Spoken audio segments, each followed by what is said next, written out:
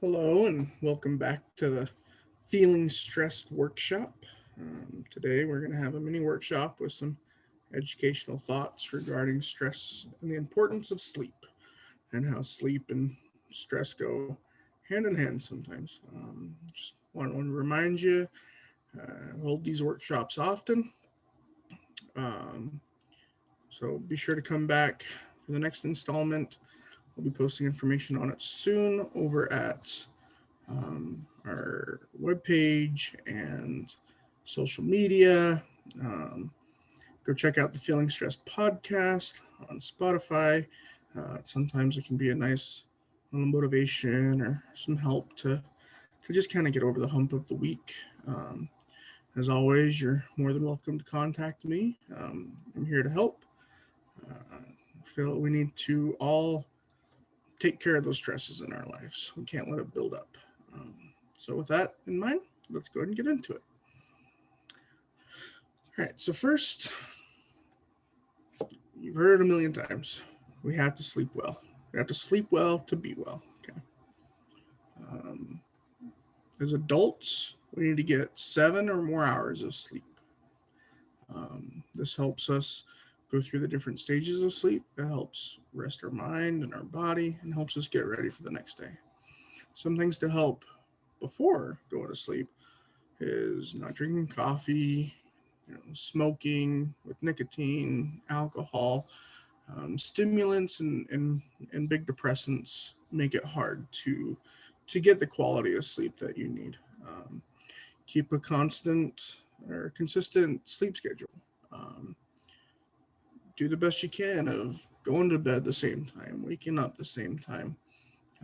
When you can get into that routine for your body, it will be easier to get that sleep and to stay asleep. Um, and last, seek help for poor sleep. If you're struggling, um, go find a doctor. Go find a professional to help you. I struggle with sleeping, and I've had to get help as well. Getting help is perfectly fine. There's no shame in it. Um, I can tell you on days when I get a good night's sleep, because I'm doing those things the doctors have required and requested and prescribed, versus days that I don't get to use those tools or those mechanics, I notice a big difference. So get help. I realize when you have kids, when you have life, these are easier said than done. Trust me, being a dad of three young, rambunctious kids, I get it. But I encourage you to do the best you can to follow these. Okay.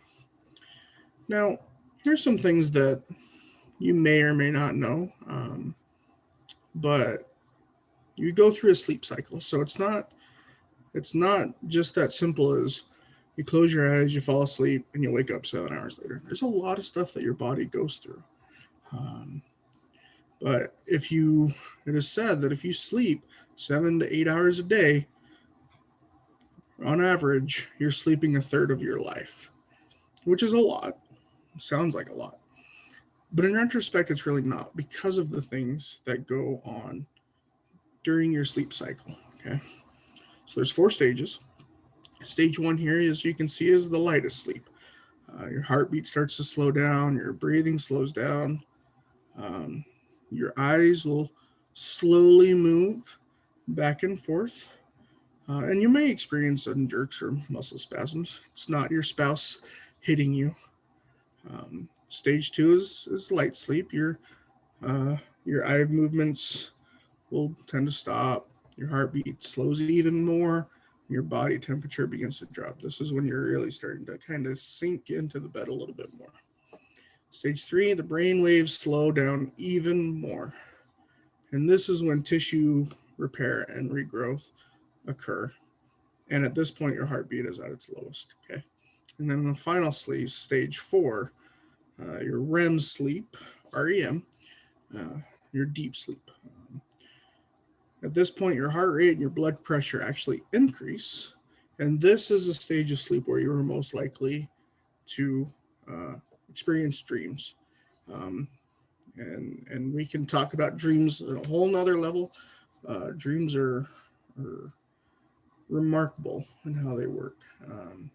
And at this point, your eyes while you're sleeping are going a million miles an hour, just processing information from the day and doing a memory dump or whatever needs to happen. So those are the 4 stages. I want to focus the most on the REM sleep. Okay, what is REM sleep? I'm sure you've all have heard of it. Um, it's a stage of sleep your body goes into to repair muscles, to repair tissue, and to gain back your cellular energy that you've used throughout the day.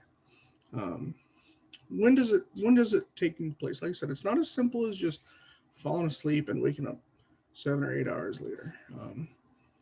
REM cycles start about 90 minutes after you first fall asleep, and then it will recur about every 90 minutes um, therefore. So what does this mean? Okay, if you were getting 8 hours of sleep, you were getting about 62 to 110 minutes of REM sleep. That's not a whole lot when you consider all of that. So the important thing of getting 7 to 8 hours of sleep is to get that REM cycle. If you wake up earlier, if you don't get that much time, you're not getting that much REM sleep. And like I said, you're only getting, about an hour, maybe 2 hours a night. So out of those 7 hours, you're only in that deep sleep for about two of it. So if you're staying up too late, if you're only sleeping for 4 or 5 hours, you're not allowing your body that time to heal. Okay. Now, what does sleep have to do with stress? So from what we've learned about REM sleep and how it's important, if we're overstressed and we're not taking care of our bodies and getting enough sleep, then we're not getting that REM sleep that we desperately need. If we're staying awake, if you can't shut down your mind to go to sleep, you're not allowing your body to heal itself. And then from there, a lack of sleep can add to stress. It can affect our moods, can affect our attitudes that come up in stressful situations. You might not interact with those around you that you normally would. I know when I'm tired, I don't have as big of a fuse and as much patience, and so in different situations, I know I've been known to overreact and can do and can regret a lot of things later. Um, and so, I mean, that's a big thing. If you're not getting sleep, it can transition into even more stress. Okay, so what can you do? You can get plenty of sleep, but not too much. You need a good amount of sleep every day, but you can oversleep as well. And if you're starting to oversleep, you can, that's a sign of depression. It's a sign of other things going on. And if that is the case, and you sense that is happening, I implore you, please go get mental health help. So get plenty of sleep, but not too much. Eat a healthy diet and drink plenty of water. Healthy diet is going to be your fruits, your vegetables, um, basically moderation. Um, Eat healthy, drink plenty of water, exercise. Okay, this is important. I know nobody likes to exercise. I don't like to exercise, but if you can go out and if you can run for 15, 20 minutes a day, it will transition into a lot less stress on your body. You'll be sleeping better, and you'll just have a better outlook on life. Find a hobby. Everybody needs a reprieve. Everybody needs something to get away. Okay, find a hobby. My go-to is board games. I love board games. I can probably get a little too competitive with board games, but what I love about them is they're engaging of the mind. They help the thought process. They help those juices go, and it gives me an avenue to really focus on. And then utilize friends, families, loved ones. Um, have a support. And above everything else, remember that you only have one body. Let's give it the best life we can. So thank you again for attending. Again, go check out the podcast. Join my social media pages on Instagram, Twitter, Facebook.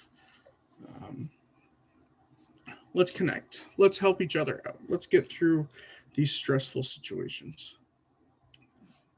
So thank you again, and have a good day.